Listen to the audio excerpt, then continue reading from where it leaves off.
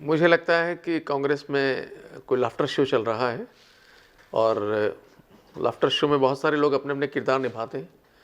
तो अगर कांग्रेस का कोई बड़ा लीडर या प्रदेश अध्यक्ष अगर ये कहता है कि हम 200 सीटें ले आएंगे और ना तो भारतीय जनता पार्टी को एक सीट मिलेगी, ना रोलपा को एक सीट मिलेगी, ना बसपा को एक सीट मिलेगी, ना किसी अन्य दल को एक सीट मिलेगी, तो फिर ये एक लाफ्टर शो के अलावा मैं इसको कुछ मानता नहीं।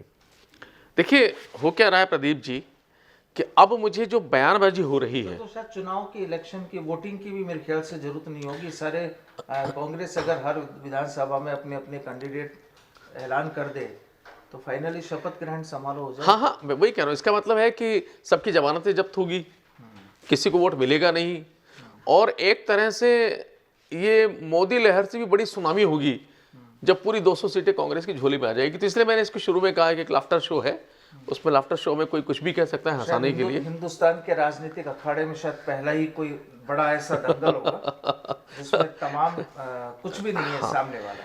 लेकिन अब इसको एक गहराई से समझिए। आप देखिए, हमारे राजनीतिक चश्मे से हमें जो दिखाई दे रहा है इस समय वो ये है कि सचिन पायलट का जो फील्ड में निकले हैं और सचिन पायलट जिस तरीके से कटघरे में खड़ा कर रहे हैं अशोक गहलोत को और अशोक गहलोत की सरकार को, और मूल के साथ ब्याज सहित अशोक गहलोत ने जो जो डायलॉग उन पर मारे हैं उनको लौटा रहे हैं, ये उसका असर है।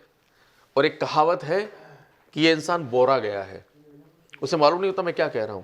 तो जब 200 सीटों की बात कही जाती है तो मुझे लगता है कि राजनीति के दिग्गज बोरा गए हैं। उन्हें शायद खुद नहीं पता कि उनके मुंह से क्या निकल रहा है और जनता उसको किस रूप में ले रही है या हम लोग किस रूप में लेते हैं। तो 200 सीटों की बात कहना दिवा स्वप्न है। इसके पहले आपको ध्यान होगा कि उत्तर प्रदेश के अंदर मुलायम सिंह यादव के सुपुत्र अखिलेश यादव ने भी यही कहा था कि 403 में से 400 सीटें हम लेकर आएंगे, यानी 3 सीटें उन्होंने भाजपा के लिए, वहां भी उन्होंने 3 तो छोड़ी थी, यहां वो 3 भी छोड़ने को तैयार नहीं है। वो तो कह रहे हैं कि 200 सीट ही हम लेकर आएंगे। डोटासरा कह रहे हैं हमारा लक्ष्य है 200 सीट को लाना। तो अपने आप में एक बड़ा हास्यास्पद सा बयान है। इसके पहले अशोक गहलोत ने बयान दिया कि हम 156 सीट लेकर आएंगे, क्योंकि हम पहले ला चुका हूं मैं, जब मैं अध्यक्ष था 1998 के आसपास की बात है।